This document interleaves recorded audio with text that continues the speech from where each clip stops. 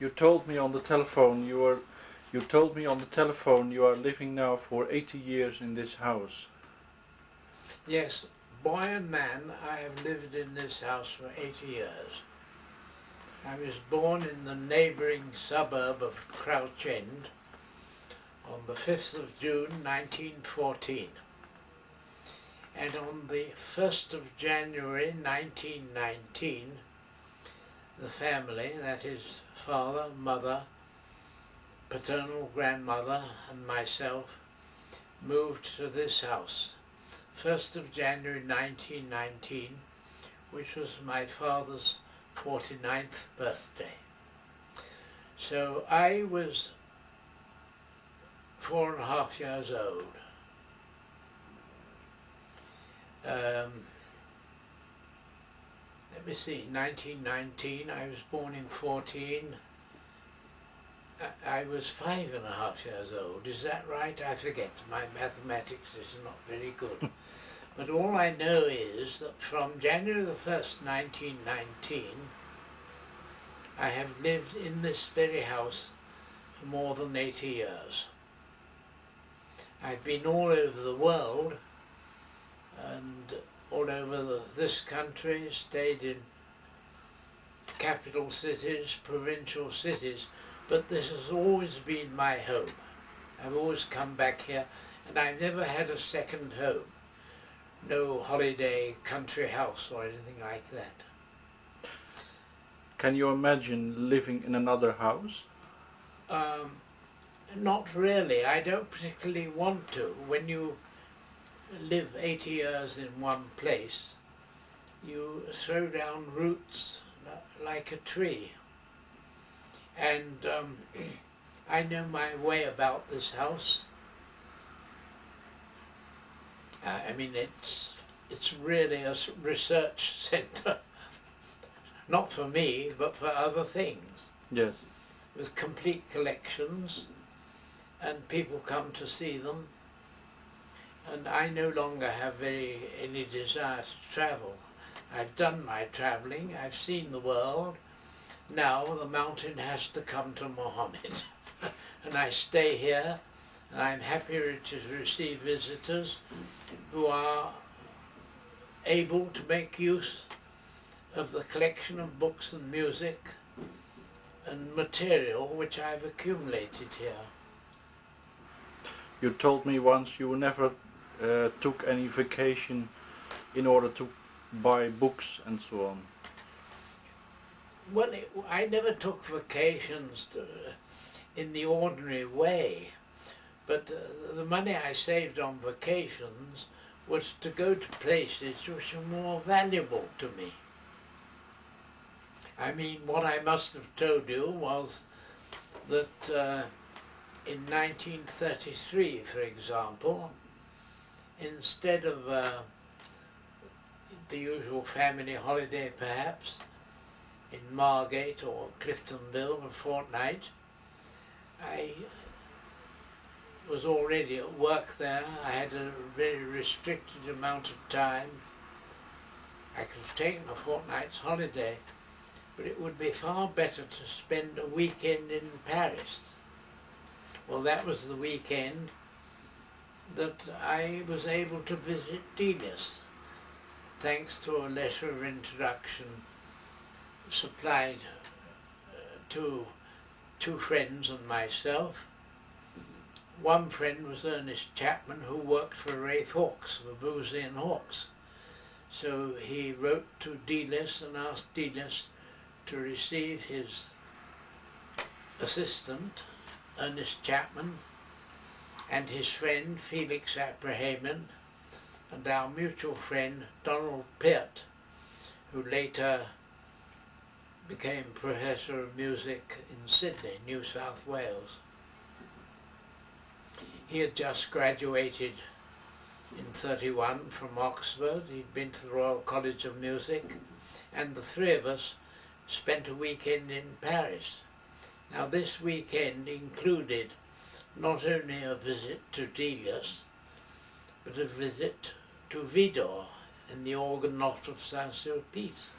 You met Vidor, actually. I turned over pages for him, when he was playing the Adagio from the Suite Latine. It's the best organ lesson I ever had, because I saw exactly what he did. Not merely playing the dots which were written, but I was able to follow the nuances.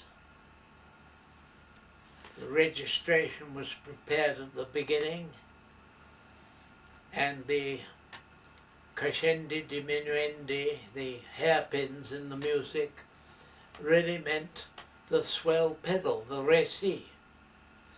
There was no rushing about from one stop to another in the English town hall organist style. In other words, there was no reorchestration, like an improvised reorchestration, but he simply played the stops that were specified at the beginning, and the crescendi and diminuendi were achieved by the pedal of the réci. It was, if you wish, a pure way of playing, but it was absolutely authentic, and it sounded far better than I've ever heard. So you see, at 19, I was able to have a lesson, a practical lesson from Charles-Marie Widor, and turn over pages for him, a piece which I happened already to have, and as it was the Adagio of the Suite Latine, it was the easiest movement to play. It was the only one I knew at that time. And he was 89 and I was 19. I've said this several times before. When he was 19, he knew Rossini. And when Rossini was 19, he knew Beethoven. So you see, if you believe in apostolic succession, you see Beethoven, Rossini, Charles-Marie Widor, and finishing up with Felix Aprahamian. But you can telescope time like this if you begin young and have a veneration for the old. This is how I met Widor, and how I used what might have been spent on the seaside for a fortnight, the holiday that an office boy in the City of London can have, spending the time and the money at his disposal to its best advantage. And did you buy music also in Paris? Yes, I was fortunate enough to have a father who was affluent until the beginning of the 30s. He took me to Paris in 1925. So my first memories of Paris was as a schoolboy in 1925, when I was then 9 years old, the time of the Exposition, I think that was the des Arts Décoratifs at the time. I saw Paris in international festival lights. I remember I was even taken to the Folies Bergère. Obviously my father thought that at 9 I would hear and see nothing that would disturb me. So I remember the Folies Bergère in 1925. In 1931, he was able to go to Paris and go to Durand's and buy a lot of music that I asked him to bring back for me. He was furious because it was much more expensive than he thought it would be. But I already had in 1931 the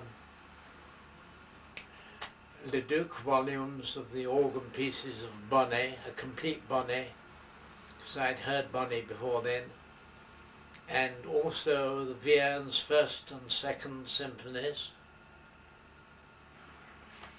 The second symphony of Vierne was one I took to Paris with me in 1933.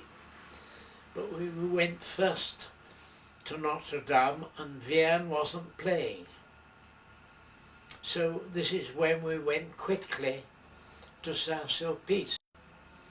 And the card of introduction which I had to Vienna from my friend John Stuart Archer, I left with my friend Donald Peart, and he was able to go with my copy of the Deuxième Symphonie to Notre Dame the following week and get Vienna's autograph, which was made out to me. So I never met Vienna. But I took with me the copy of my Fifth Symphony of Vidor. My father had bought me already the first 6 symphonies of Vidor. I took the fifth, and I have an autograph dedication on my copy of the Fifth Symphony of Vidor, which I took with me. You see, I didn't waste my time. In that weekend, even though I didn't get Vienna's autograph, I left my copy of the Second Symphony with my friend. I met Vidor. I got him to sign the Fifth Symphony, and the following day, August Bank Holiday, 1934, I spent an hour or two we all 3 of us went to visit Frédéric Delius at Grès-sur-Loing. Mm-hmm. A good weekend.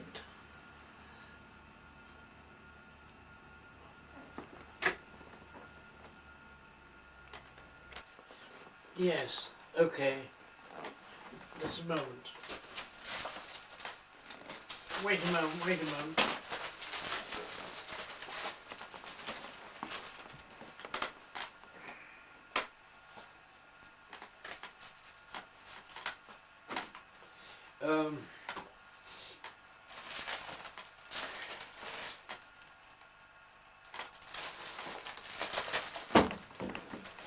Can you get that? Okay.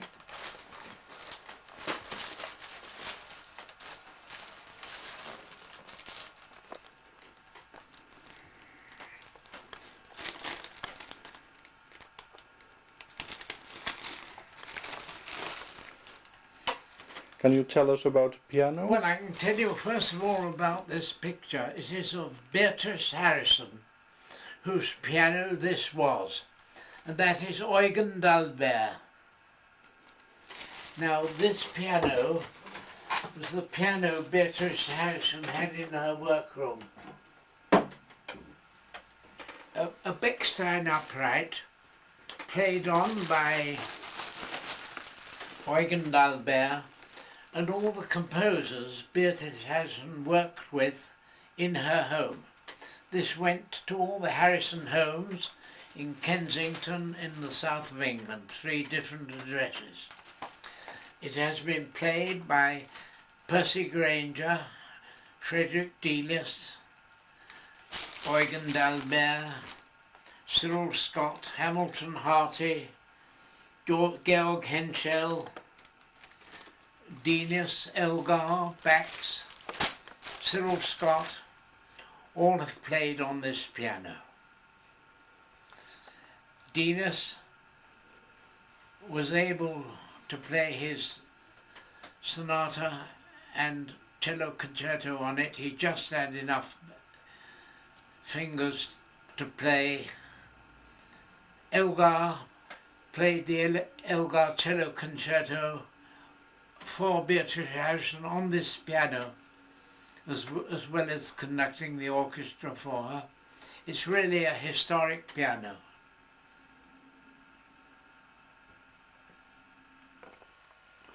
Can you tell us about your parents? Because they were Armenians, I believe. Why did they come to England? Well, I can tell you a lot. My father was naturalized just by the turn of the century. Then he went back, and my mother was at school with his sister at the American College in Smyrna, Izmir. And he met my mother, and he went back and married her in Constantinople when he was already a British subject, been living here for 10 years.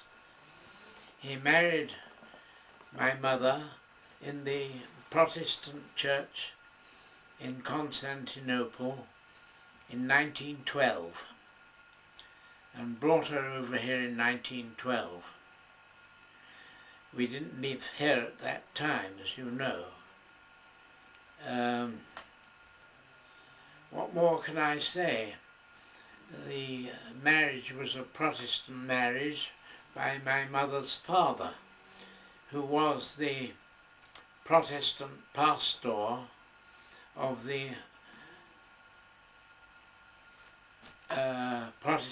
American Protestant church in Constantinople.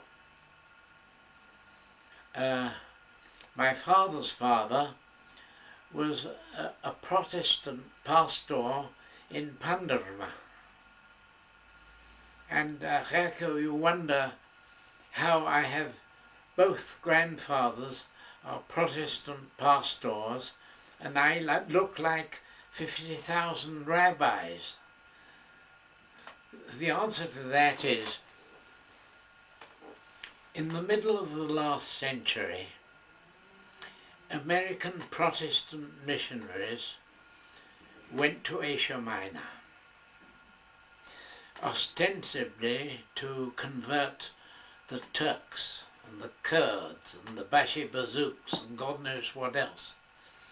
They did nothing of the kind. All they did was to appeal to the intellects of the Orthodox Armenians, who found a religion which made an appeal to their minds as well as their hearts, and they were transferred from orthodoxy, Armenian orthodoxy, to become Protestants.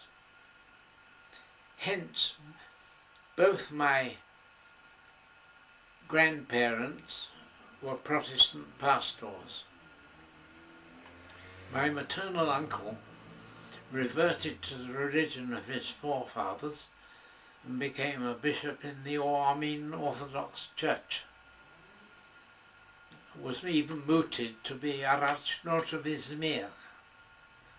So you see, despite my rabbinical looks, I'm absolutely bathed in Christian virtue, Orthodox and Protestant. What more can I tell you? Both my two maternal uncles by marriage were massacred by the Turks. One was a graduate of Yale, the other of Columbia. They could have made great careers in America, but they went back to serve their own compatriots. One was hanged, the other was shot. My mother's elder brother was a dentist in Washington, D.C. His gold plating specimens are already in the dental museum there. Dentist to McKinley or somebody. So, I mean, they did well. All my mother's sisters are married in America, and I have relations from Fresno, Pasadena, from Catalina Island to Long Island. All her sisters married and went to America. She was the only one who came to England, and I was brought up bilingual. I spoke English and Armenian, but only a grandmother's Armenian, because my paternal grandmother arrived here in her 60s, too late to learn another language. So she only had, as it were, provincial village Armenian. I know table talk, but I don't know concert talk. understand musical instruments or anything like that. Did you ever visit Armenia? No, I caught a glimpse of what was once, I suppose, Armenia when I went on a Mediterranean cruise from the Dardanelles. But you must remember that my family never came from the interior, the real Armenia. They came from the Ottoman Empire, the Turkish provinces. My mother from Bursa, or Brusa, she always told me about that, at the foot of that Mount Olympus, and my father's family from Pandarma, or Bandarma, on the Straits of Gallipoli. So it's all really very Mediterranean, not the other sea, not the Black Sea or the Caspian. Mm-hmm.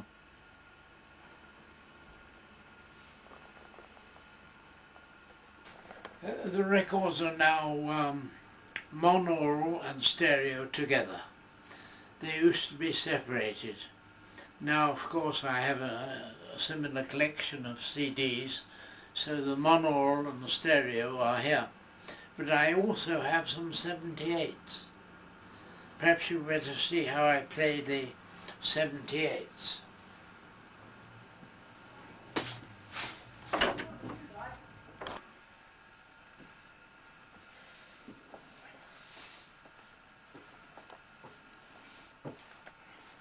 Is this only film or is there sound as well? Wait a moment.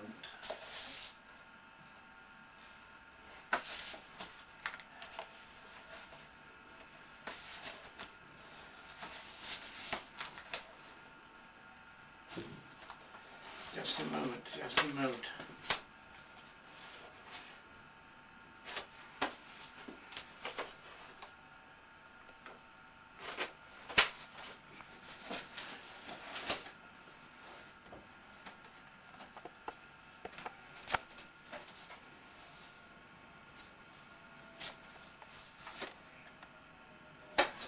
Oh dear. I wish you could find something you would like.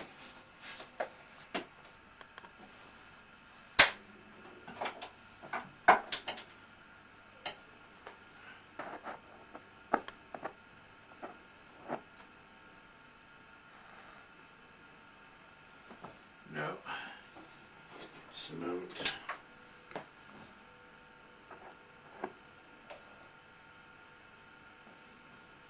that right in?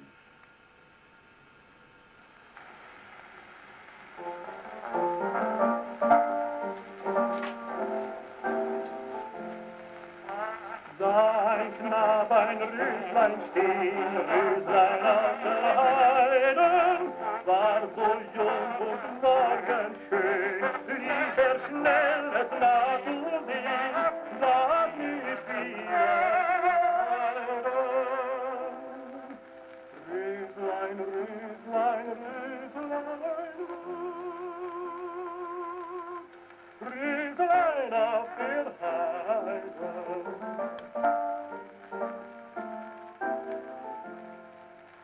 Knabe sprach, ich breche dich, Rüslein auf der Heiden. Rüslein sprach, ich steche dich, dass du ewig denkst an mich, und ich will's nicht leiden. Rüslein, Rüslein, Rüslein, Rüslein auf der Heiden.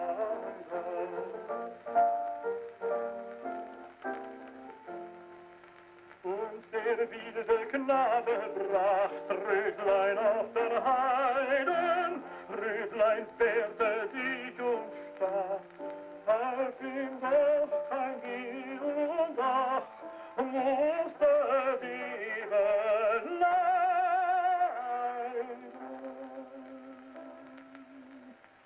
Röslein, Röslein, Röslein,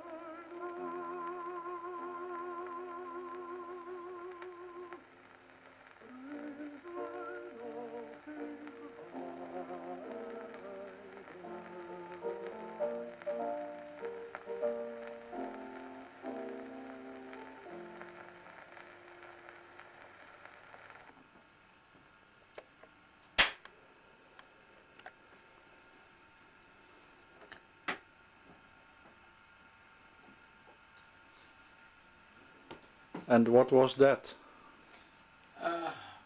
Roseline, Roseline, Schubert song sung by Richard Tauber, whom I knew well. I toured with him when he toured with the London Philharmonic Orchestra as conductor, not as singer. I just happened to have one or two 78s which I'm able to play on this large EMG. They only made 6 of that size. Constant Lambert had one. I think Delis had one. I bought this from Leslie Richards, a violinist in the BBC Symphony Orchestra, who went electronic and electric. So I was happy to buy this wonderful handmade CD, EMG. What do you think of the new medium CD? What do you think of the new medium CD? Well, I have them all. I keep up with the new technology, but I don't dispose of my old instruments. I can play 78s on Linn turntables, on quad. I can do all that, but if you've got the original, Vulcanite pressings, and you have the original fibre needles, and you come across a record which has been acoustically produced, I have no interest in going electronic. The only thing electric about this is the turntable. The only thing that makes the turntable go round is electric, but otherwise everything is acoustic. This is an acoustic papier-mâché horn. The needles are either Burmese colour or fibre needles. I have the cutter here, which I can get the needles sharpened. So you see, everything is acoustic.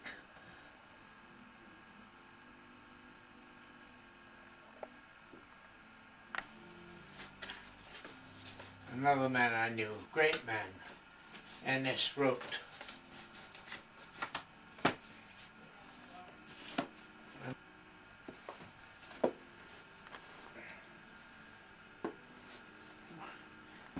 Have a look at this.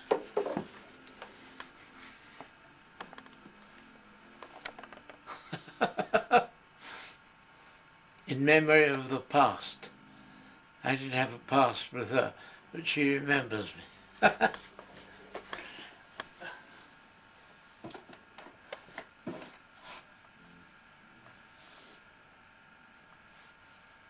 Well, who else would you like from here?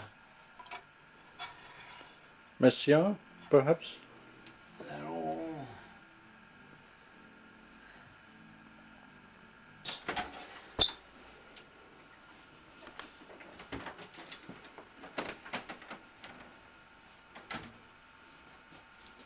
What is this? This is a Delis archive, all here, and this is Peter Warlock and Delis. Delis Trust documents. You have much to do with the Delis Trust, haven't you? Well, I'm an advisor to the Delis Trust, and I'm president, honorary president of the Delis Society in England. There's a Delis Society in America too. Jo Elsendorn. The Dutchman. Yes. You know him from the Holland Festival? Of course. Peter Diamond days.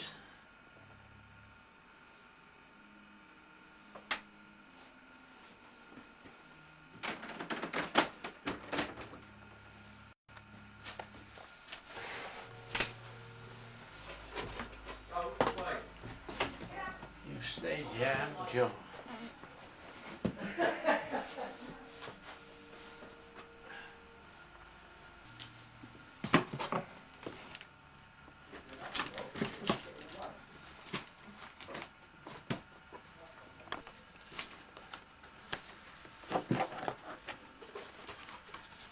Francis Poulenc.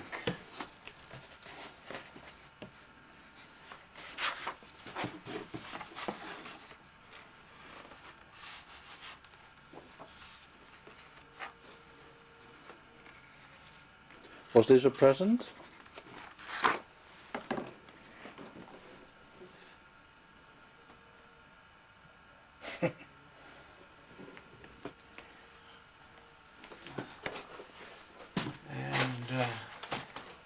Well, they're all autographs.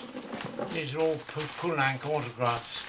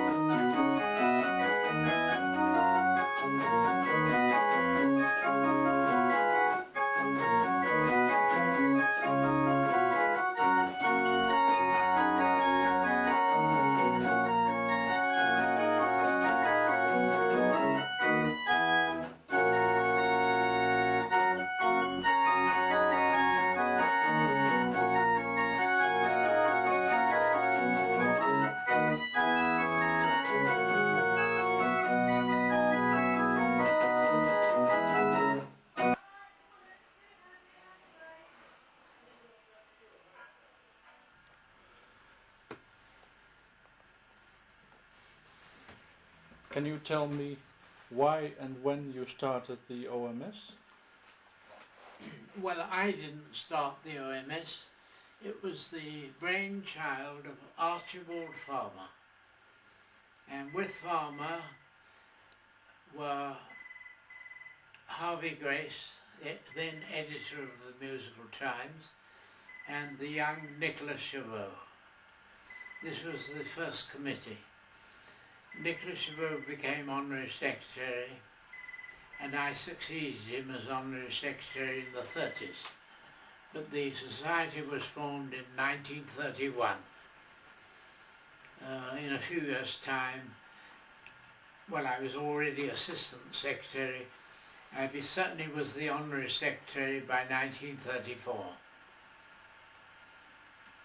And it existed until I think I wound it up in about 85. What can I tell you about it? The intention why it was started. Well, the intention was, it was all spelled out in the first prospectus, which I'll let you have a photocopy of. But I'll read it if you like, the first prospectus, because it was absolutely crucial to what it did. It came into being, for example, at a time when organ recitals did not consist entirely of organ music, but mostly of transcriptions. There would be a piece of Bach, they're mostly transcriptions. And the Organ Music Society was an aesthetic necessity. May I read from the original prospectus put out in 1931? The Organ Music Society was formed with only one intention: to be a mechanism for promoting organ recitals of the finest kind. It is not an organist society. It is for the musical public, of which organists and listeners are both part. It is a league of those who wish to see the organ recital placed on its proper level, and it is no less a league for those who would begin to enjoy the organ recital if it were placed there, beside the recitals of other solo instruments. Many people, players and non-players alike, consider the organ a great but rather ill-served solo instrument, whose powers are but imperfectly realized. And there are others who would appreciate the organ more justly if they heard it to better advantage.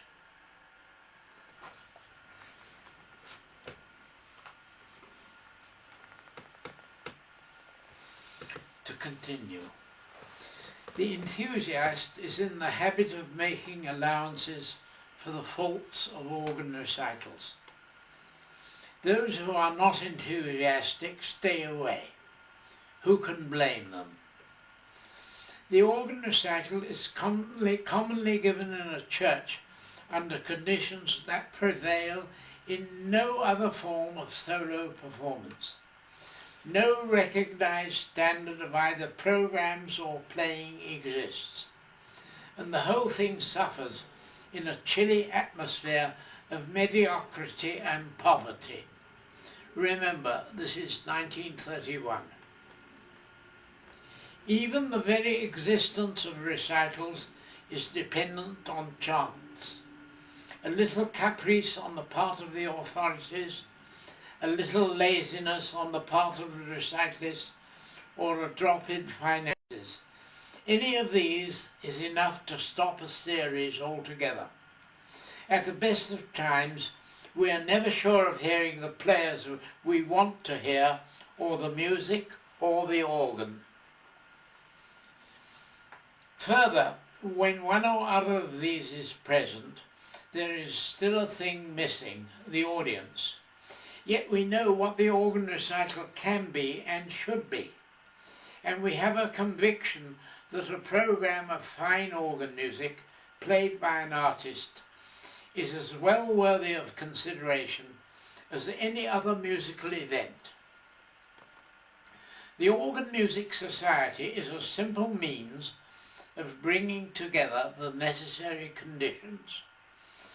Its original members were a group of enthusiasts who had a conception of ideal organ recitals.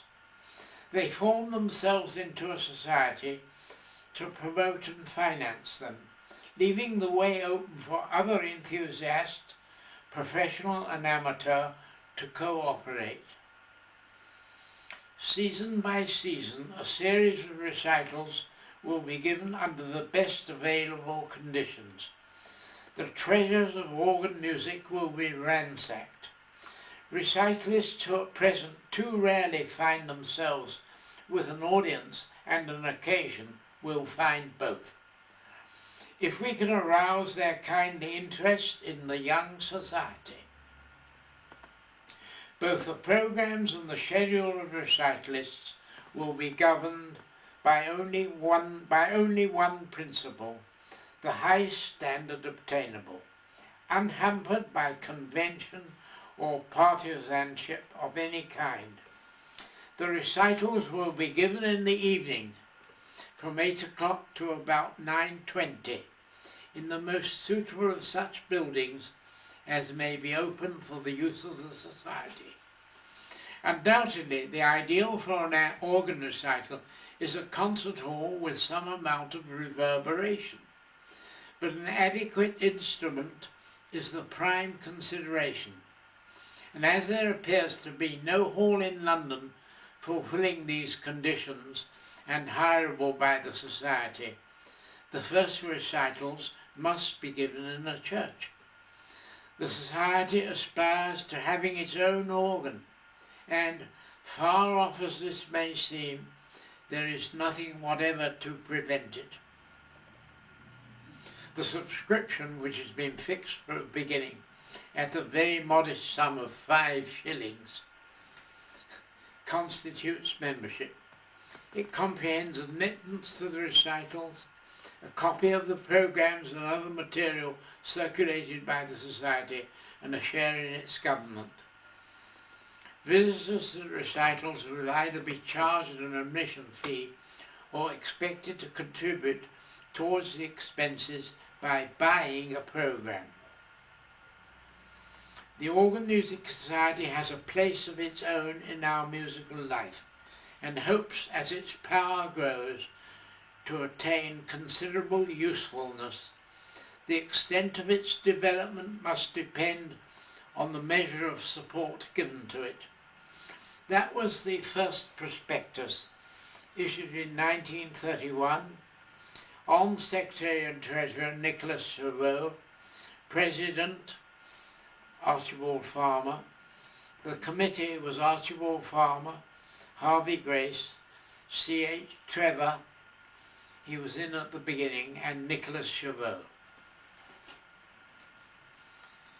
And the first series of recitals was given in St Mary Aldermary Church, Queen Victoria Street. The very first recital was given by Archibald Farmer on the 5th of May 1931. The second by Eric Brough on the 19th of May. The third by G. Thalman Ball, and the fourth by G.G. Cunningham on the 18th of June. And it provided a model for future recitals. There was Archibald Farmer played a concerto No. 4 by Arne in his own arrangement for solo. The essential of the Arne organ part was all that it required. Then Bach, a group of 4 pieces, the Kyrie Gott Heiliger Geist, the theme in bass, and the Greater Catechism preludes. Then B, Kyrie Gott Vater in Ewigkeit, from the Lesser Catechism preludes. Then the 10th variation from the Partita Sei gegrüßet Jesu gütig, and D, alla breve in D. That constituted the second item. The third was the Pierre of César Franck. I'd never heard it before. It was extremely rarely played. Then the fourth was a group of two pieces, Pastoral in C by Zipoli and the Dumka of Felix Novowiecki. Then the fifth item, Prelude in G minor by Joseph Holbrook. Then an interval of 5 minutes. Then the second half of the recital was the first performance ever of Siegfried Kargelert's Kaleidoscope, opus 143, dedicated to Farmer. You can see a standard is already set. No transcriptions, all original organ music. I can tell you a curious coincidence that in the audience at that very first recital was the Polish composer Felix Nowowiecki. He was known in Europe and America as the author of an oratorio, Quo Vadis, which had been performed in many places, and he was on a visit to London to interview Sir Henry Wood to see if he could arrange an English performance. Through the Polish embassy he heard that there would be a concert of the Organ Music Society, and as the first programme was already circulated to members, he saw that there was one of his early organ pieces there. So who should turn up at Archibald Farmer's recital but the composer of the Polish work? Well, this is another Organ Music Society history. Immediately a special announcement was made in Thornbull's programme on the 3rd of June that a special recital will be given by Felix Nowowiecki on Wednesday the 10th of June. So we put in a recital by Nowowiecki between Thornbull and Cunningham at St Mary Aldermary. Well, Mr. Nowowiecki's recital was pure Marx Brothers or Hoffnung Festival. It was unbelievable. He played his symphony in A minor and then an improvisation after a 10-minute interval on the theme Bogorodzica. And that is this deserves a program on itself, how Nowowiecki's recital ultimately took place and the number of people who turned up, and